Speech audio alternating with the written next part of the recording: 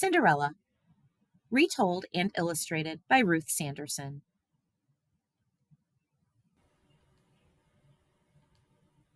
For Rebecca and Matt and Vivian Ruth.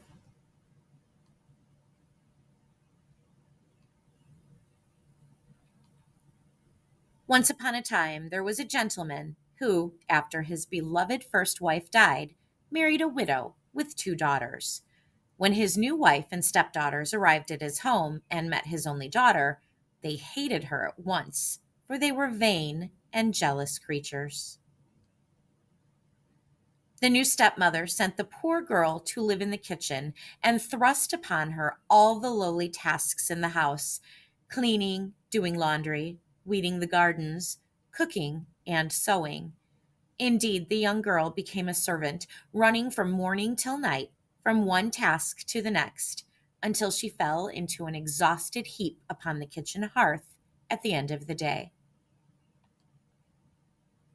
"Look," said one stepsister, peering into the kitchen one morning and finding the girl still asleep in the ashes. "What a smutty, cinder-covered mess." "Let's call her Cinderella," suggested the other. "Cinderella! Cinderella!" they chanted together, laughing at the joke they had made at her expense.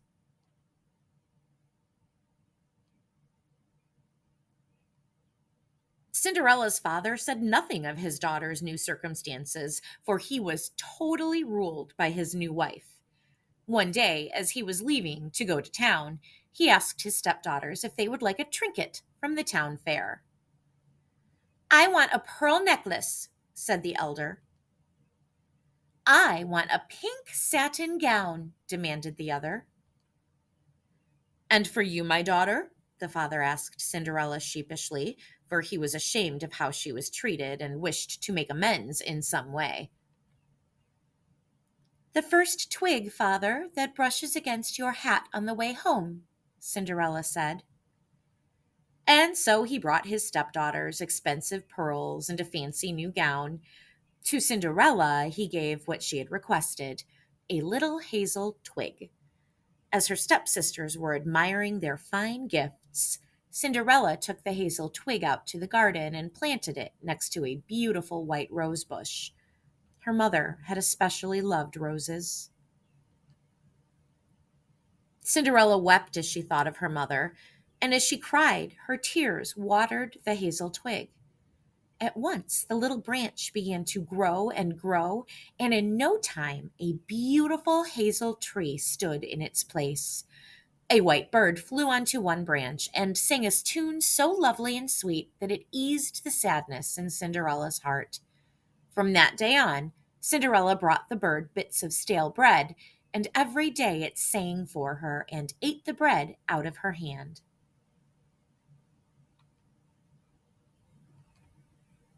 Time passed, and Cinderella became accustomed to her hard labor, almost forgetting that she too had once been a fine young lady with handsome clothes and a soft bed to sleep in. Now it happened that the king's son was giving a grand ball soon, and the eligible young ladies of the kingdom were invited. "Cinderella, where is my fan? Where are my blue shoes? Are my best petticoats clean? Fix my hair, fetch my fan, hurry, run! You are too lazy for words." Cinderella's stepsisters kept up in this manner for hours, trying to prepare themselves for the ball. Cinderella patiently did everything they asked. Then she ran downstairs and begged her stepmother to allow her to attend the ball as well.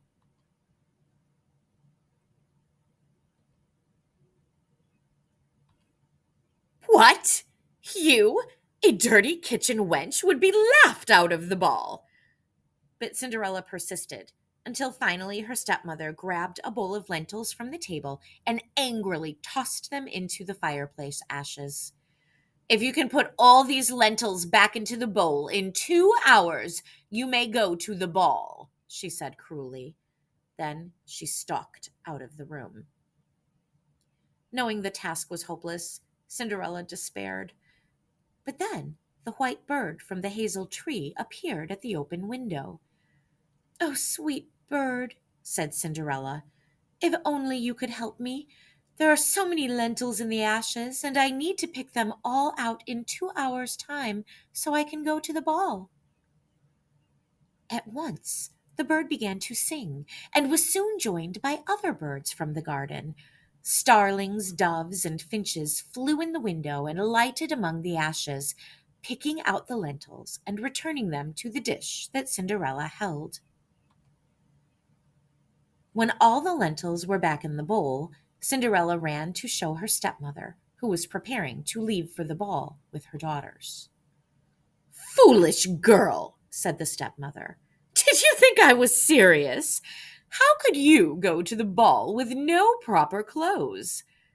And Cinderella was left on the doorstep as her stepmother and stepsisters brushed past her to the coach waiting outside.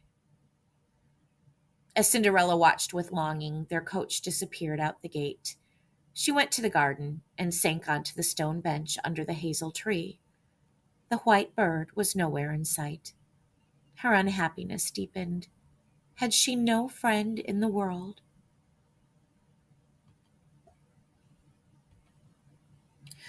So you want to go to the ball? Said a voice behind her. Cinderella looked around and was astonished to see a beautiful fairy standing by the hazel tree. She had seen all that had happened.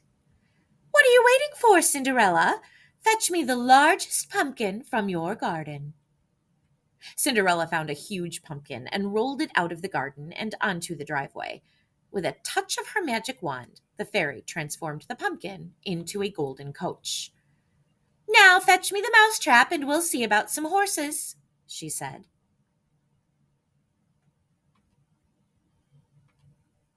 There were 6 gray mice in the trap, and as Cinderella let them out, her fairy godmother changed them one by one into beautiful dapple gray carriage horses.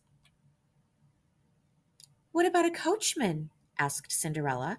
I think I saw a big plump rat in the rat trap.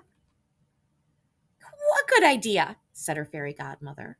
Go and fetch it. The rat made a fine coachman with a long mustache, and he immediately began to harness the horses to the coach as though he had been doing it for years. Then Cinderella's fairy godmother said, Look in the garden behind the watering pot. I imagine there might be a few lizards there that would make excellent footmen. And so, with a touch of the magic wand, the lizards became footmen and took their place on the back of the carriage.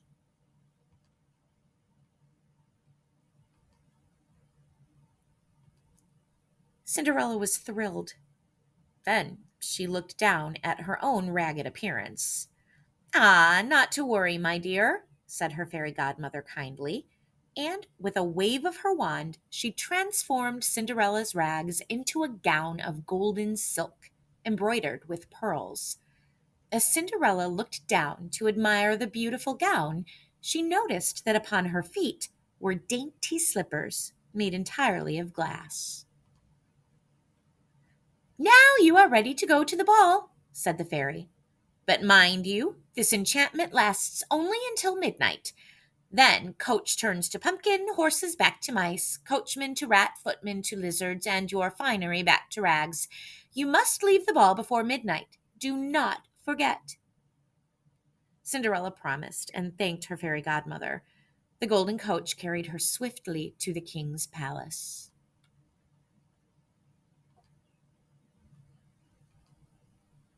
When Cinderella entered the grand hall, everyone stopped dancing, stopped talking, and stared, for she was dazzling in her splendid gown. Word spread quickly that a beautiful unknown princess had arrived. But it was Cinderella's sweet face that engaged the prince. He immediately asked her to dance, and would have no other partner the whole evening long. As they talked and laughed, Cinderella felt happy for the first time in years. The evening passed so quickly that Cinderella forgot her promise until the clock began to strike midnight. Bong, bong, bong, bong. Cinderella ran from the room and dashed down the palace stairs so quickly that she stumbled and lost one of her slippers. The shadow of the palace wall hid her as the last stroke of midnight rang out, and then Cinderella slipped out of the gate, dressed once again in her rags. 6 mice scurried past her, followed by the rat and the lizards.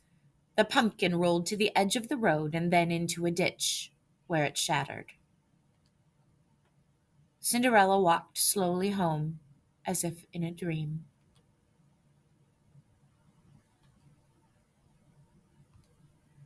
The next day, the prince found the glass slipper on the stairs and declared he would have no bride other than the one whose foot fit that shoe.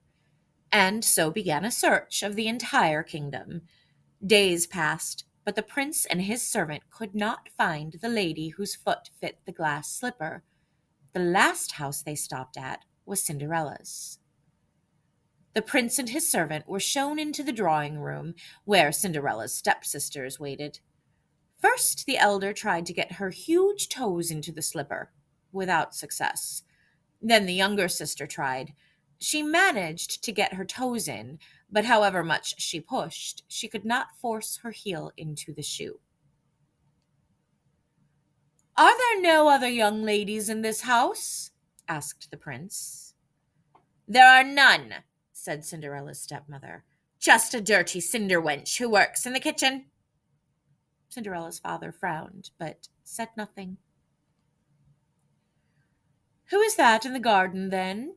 asked the prince, staring out the window. Cinderella's father had kept silent for fear of angering his wife, but the sight of his daughter in the sunlit rose garden reminded him so much of his first wife that he took courage and spoke. "That is my daughter," he said. "She is beautiful, isn't she?" Then he led the prince outside, leaving his wife and stepdaughters spluttering and, for once, speechless. In spite of her ragged dress, the prince recognized Cinderella immediately. She sat on the garden bench, and the prince himself knelt to try the glass slipper on her foot. It fit perfectly. Then Cinderella reached into her pocket, took out a matching slipper, and put it on as well.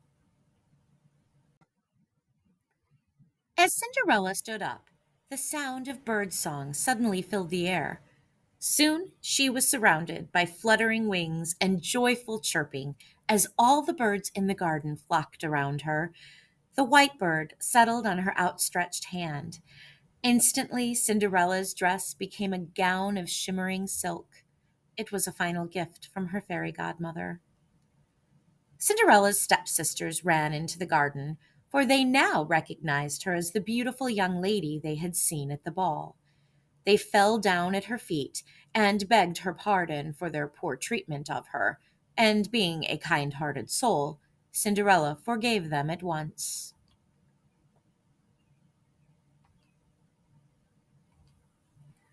The prince and Cinderella departed in a splendid coach to return to the palace to make their wedding plans. It soon became apparent that Cinderella's stepmother and stepsisters would not be in attendance, however, for as the coach went out the gate, the birds in the garden flew at the women with fury, pecking at them until they fled for their lives back into the house. And there they remained for the rest of their days, for the birds were constantly on guard, and the women could not set so much as 1 foot out the door. As for Cinderella and the prince, they lived happily ever after. The end. About the author, Ruth Sanderson is a gifted author and illustrator who has received both words of praise and numerous honors for such books as The Crystal Mountain, Tapestries, Rose Red and Snow White, Papagato, The Nativity, The Enchanted Wood, The 12 Dancing Princesses, and The Golden Mare, The Firebird, and The Magic Ring. She lives with her family in Ware, Massachusetts. I hope you've enjoyed reading this book with me.